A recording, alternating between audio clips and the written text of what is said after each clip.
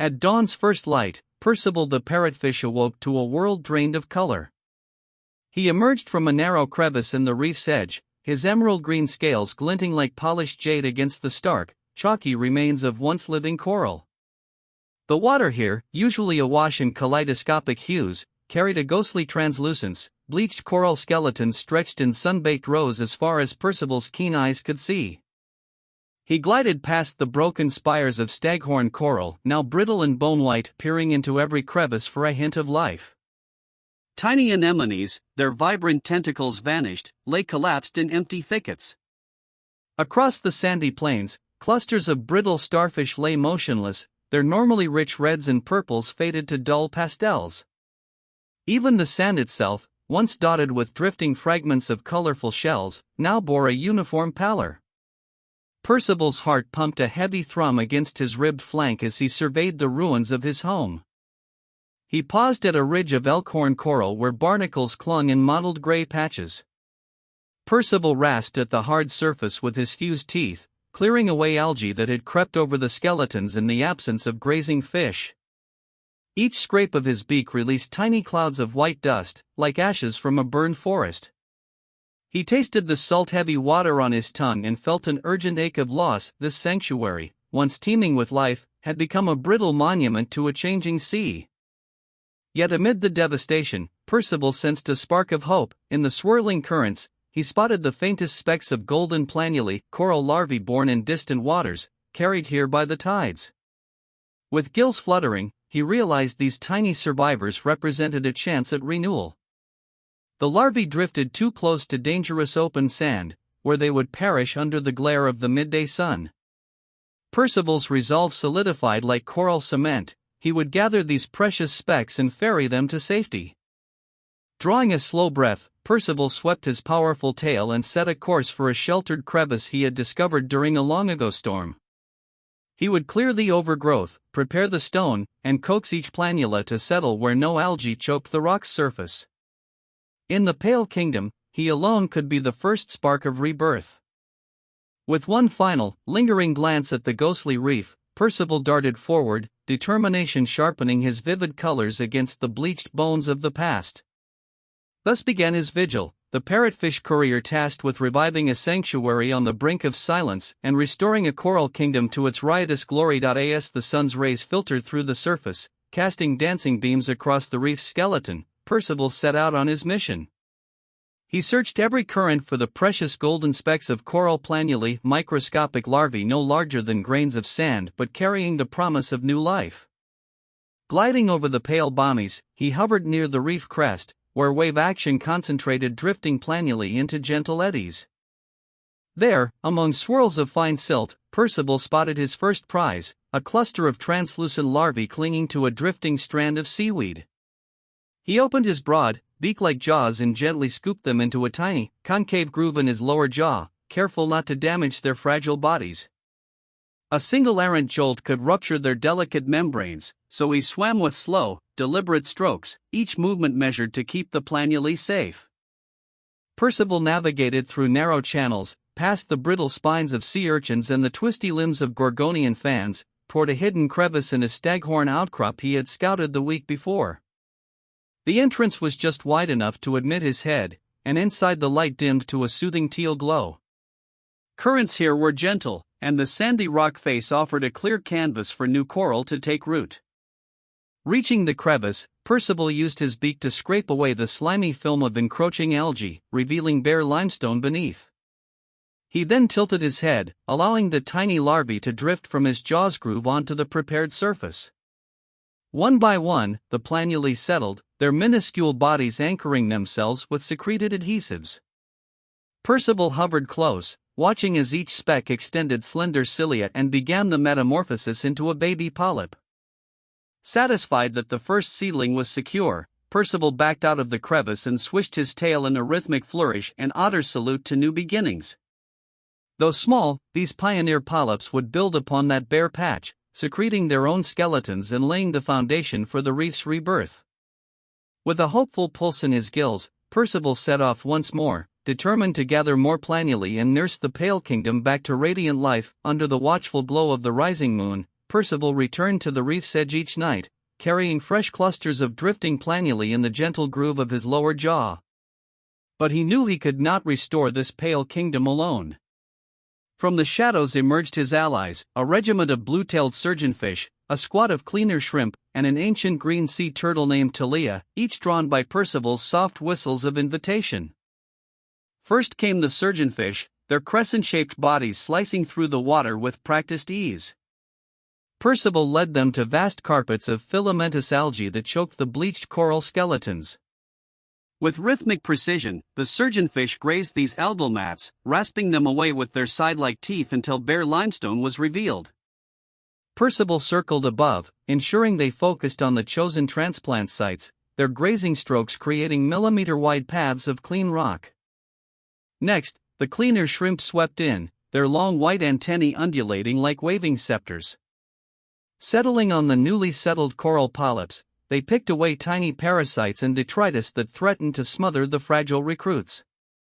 Percival watched as each shrimp delicately groomed the polyp's tiny tentacles, its translucent body flickering under the diverging beams of starlight and bioluminescent plankton. From deeper water emerged Talia the sea turtle, her barnacle-encrusted shell carrying the wisdom of decades. Percival guided her to a cluster of surviving hard coral fragments, broken branches of branching acropora still clinging to life. With a practiced flick of her front flippers, Talia dislodged these fragments and placed them into crevices between the planula nursery patches. There, currents would deliver nutrients to both the fragments and the seedlings, anchoring a mosaic of old and new growth. As a final flourish, Percival summoned a school of juvenile chromis, their silver-blue bodies glinting in the moonlit water, to hover above the regenerating patches. They distracted prowling triggerfish and lionfish, darting over the nursery like living umbrellas, discouraging would-be grazers from disturbing the delicate polyps below. By night's end, the coalition drifted apart, surgeonfish to distant algal plains, shrimp to hidden coral valleys, Talia to her deepwater foraging grounds, and the chromas to their reef-sheltered lagoons. Percival lingered last, hovering among the clean surfaces and transplanted fragments.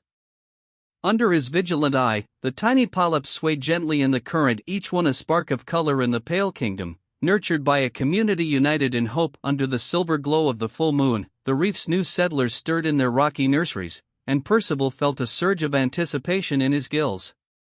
He arrived first at the primary transplant site, a gently sloping ledge of limestone he'd cleared and prepared, where hundreds of polyps, once planulae, now clung by tiny footstalks and began secreting their own calcium cups. Soft swells of phosphorescent plankton drifted over their nascent skeletons, nourishing their first feeble tentacles. Percival darted through the currents, checking each polyp's grip, and called in his allies with urgent, playful whistles. The surgeonfish school arrived in a gleaming torrent, grazing away any stray filamentous algae that threatened to smother the young coral. Their rasping synchrony carved neat paths of clean rock, exposing fresh surfaces for additional polyps to settle. Percival guided them toward adjacent barren patches, where planulae still drifted in promising spirals, and the surgeonfish resumed their crucial clearing. Next came Talia, the ancient green turtle, whose steady flippers brought living coral fragments that Percival and a cadre of cleaner shrimp gently wedged into cracks beside the polyps. As they placed each fragment, Percival nudged it slightly to face the prevailing current, a vital orientation that would ensure nutrient flow past each tiny polyp and promote even growth. The fragment's living tissue, mottled with vibrant stripes of green and brown, glowed warmly under Talia's flipper-carried bioluminescence. Cleaner shrimp swarmed the new corals in a precise choreography, their delicate pincers brushing away microscopic pests and sediment. Percival hovered, shaping the flow with gentle tailbeats so the shrimp could reach every crevice. When a cluster of tiny black snails drifted too close, Percival drove them off with a firm nudge, safeguarding the fragile recruits. As dawn approached, Percival rallied a final group of chromis and damselfish to patrol the settlement. The small fish formed a living canopy above the corals, their darting bodies deterring potential predators like butterflyfish and parrotfish that, while generally beneficial, could accidentally graze too vigorously and damage the young polyps. Percival wove among the fish, sonically signaling with soft clicks that enhanced their vigilance. By mid-morning, the sun's rays penetrated the clear water in golden shafts, illuminating the newly revived reef turf. The polyp's tentacles extended fully, capturing drifting plankton and converting sunlight into energy, their pastel hues, pinks, lavenders, pale greens, gradually emerging against the white skeleton. Around them, the transplanted fragments began to bud new branchlets, and juvenile anemones unfurled, reclaiming their roles as vibrant reef citizens. Yet Percival remained vigilant. He guided a procession of cleaner wrasses through the settlement to remove any last traces of itch or fungal spores, and he directed a cluster of sea urchins to graze on leftover macroalgae mats. When a rogue snapper nosed dangerously close, Percival intercepted it with a flashing display of scales, herding it back toward deeper channels. As the day wore on, a gentle swell carried in fresh planulae from neighboring reefs, and Percival scooped them in to join the burgeoning community. With each new recruit nestled among the established polyps and fragments, the reef's mosaic grew more intricate, a tapestry woven from countless acts of cooperation. By the close of Chapter 4, the once fungal white wasteland had become a patchwork of budding coral gardens, each thriving cluster a testament to Percival's unwavering dedication and the collaborative spirit of Pinecrest's underwater denizens. In the hushed lull of dusk, Percival hovered above his flourishing settlement, his emerald scales gleaming with pride, knowing that the true revival of the Pale Kingdom was well underway. Months of tireless labor had transformed the Pale Kingdom into a thriving reef tapestry, and on the eve of the next full moon, Percival returned to behold the fruits of his and his allies' labors.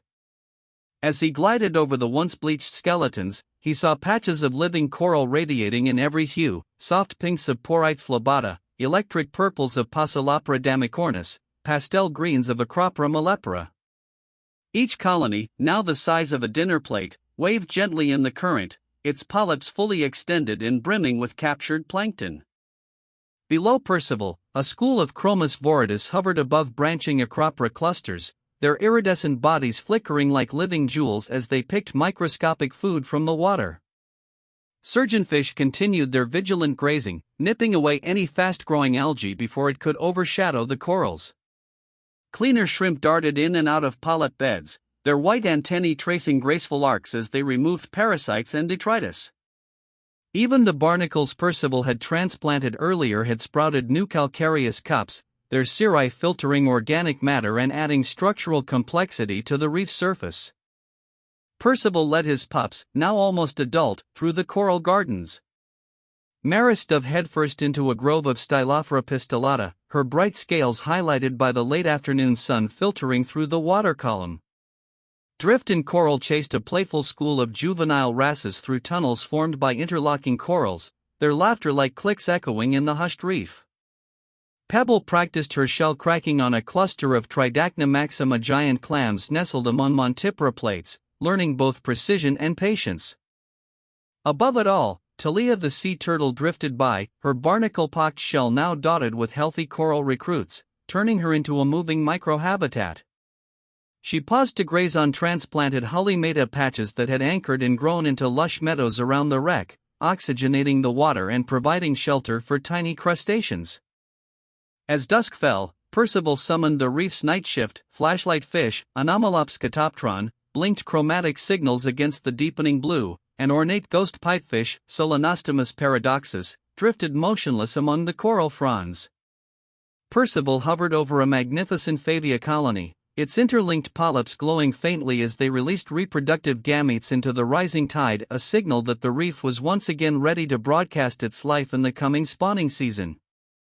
With a final, triumphant click whistle, Percival surveyed the kaleidoscope around him, a living symphony conducted by cooperation and resilience. The once silent, bleached skeleton had become a flourishing reefscape, pulsing with color and life.